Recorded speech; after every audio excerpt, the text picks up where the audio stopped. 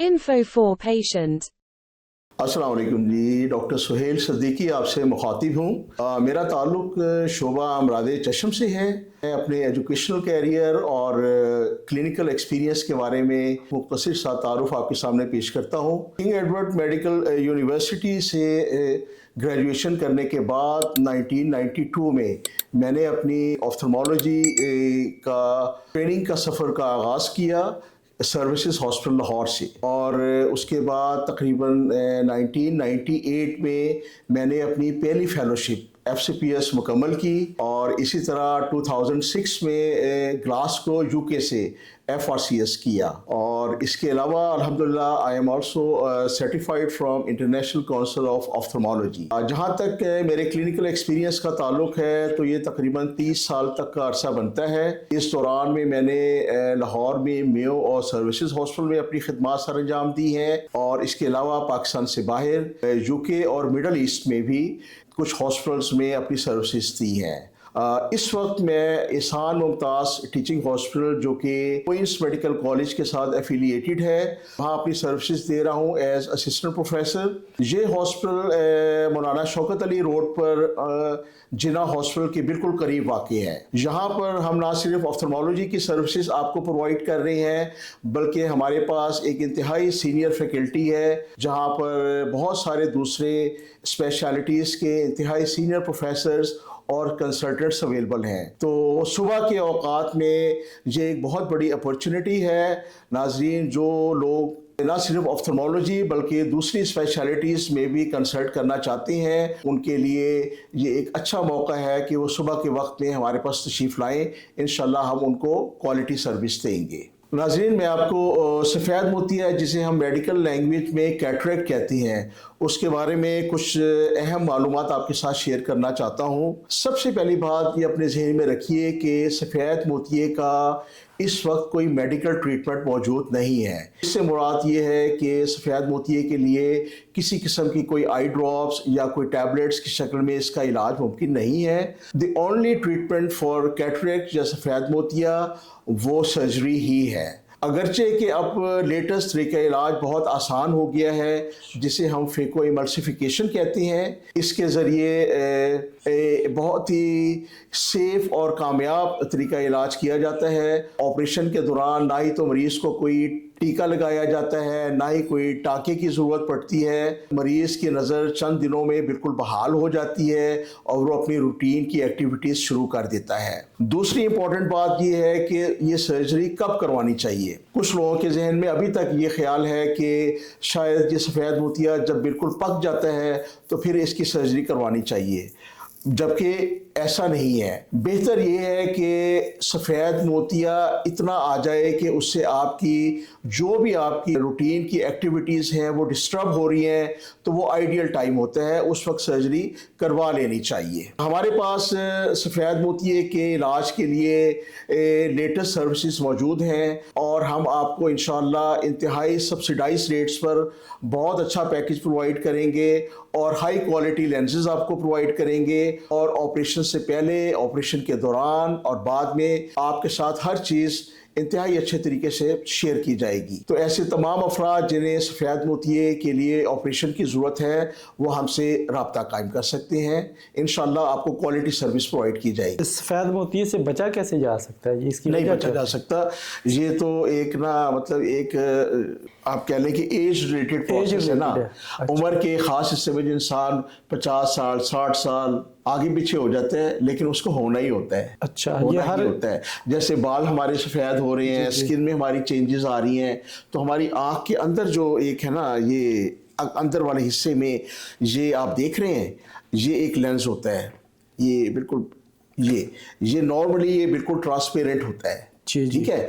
तो लेकिन जब इंसान की उम्र आस्ता आस्ता बढ़ती है तो इसकी ट्रांसपेरेंसी जो है वो मुतासिर होती है, और ये ओपेक या आप कह लीजिए कि सफ़ेद होना शुरू हो जाता है, इसलिए इसको सफ़ेद मोतिये के नाम से बुलाया जाता है। तो सर्जरी के ज़रिए हम इस लेंस को एस्पिरेट करते हैं, एक बहुत छोटा सा फाइन 2 या 3 मिलीमीटर का एक होल बना के इसको एस्पिरेट कर लेते हैं, और उसी सुराख के रास्ते से फोल्डेबल आर्टिफिशियल लेंसेज होती हैं वो उसी जगह पर इम्प्लांट कर देती हैं।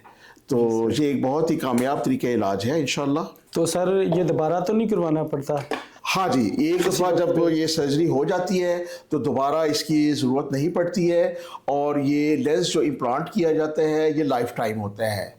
कभी कभार ऐसा होता है कि जिस जगह हम ये लेंस इम्प्लांट करते हैं इसके पिछले हिस्से में सपोर्ट के लिए एक झिल्ली होती है, उस झिल्ली में कुछ सफ़ेदी आ जाती है, तो जिसे हम आफ्टर कैटरेक्ट कहते हैं। उसका एक बहुत ही आसान तरीका इलाज होता है, लेज़र के ज़रिए क्लिनिक में, ऑपरेशन थिएटर में नहीं, इस झिल्ली को क्लियर कर दिया जाता है विद इन फ्यू मिनट्स।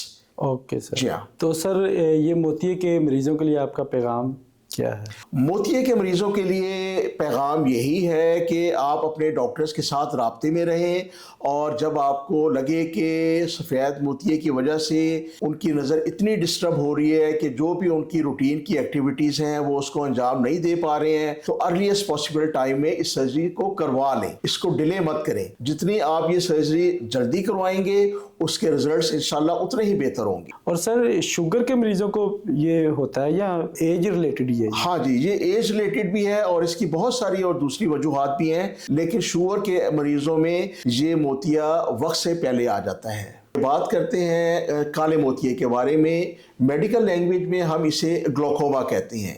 नाज़रीन, ये काला मोतिया या ग्लोकोमा एक इंतहाई पेचीदा और ख़तरनाक बीमारी है। पेचीदा और ख़तरनाक इस लिहाज से है कि इस बीमारी से मरीज़ इब्तदाई तौर पर बिल्कुल लाइलम रहता है, क्योंकि इसकी कोई अलामात ज़ाहिर नहीं होती हैं, और बहुत देर में जाके जब इस बीमारी की तशख़ीस होती है तो बहुत सारी नज़र ज़ाया हो जाती है, और अनफॉर्चुनेटली जो नज़र ज़ाया हो जाती है वो नाकाबिले वापसी होती है। इसलिए हम इसको एक बहुत ही पेचीदा बीमारी तस्वर करते हैं। अब ज़रूरी ये है कि ऐसे तमाम अफराद जिनकी फैमिली में किसी को काला मोतिया है, या ऐसे अफराद जो कि 40 और 50 साल की उम्र को पहुंच चुके हैं, उनके लिए बहुत ज़रूरी है कि वो अपना एक तफसीली आँखों का मुआयना करवाएं काले मोतिये के हवाले से, ताकि उनकी बरवक्त तशख़ीस की जा सके।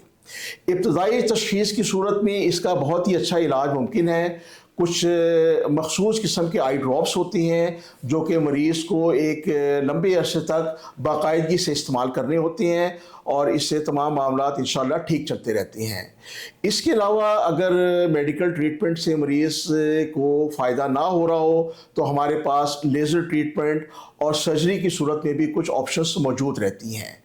और जहाँ तक इसकी इब्तदाई तशख़ीस का ताल्लुक़ है नाज़रीन, इसके लिए दो बहुत ही इंपॉर्टेंट टेस्ट हैं।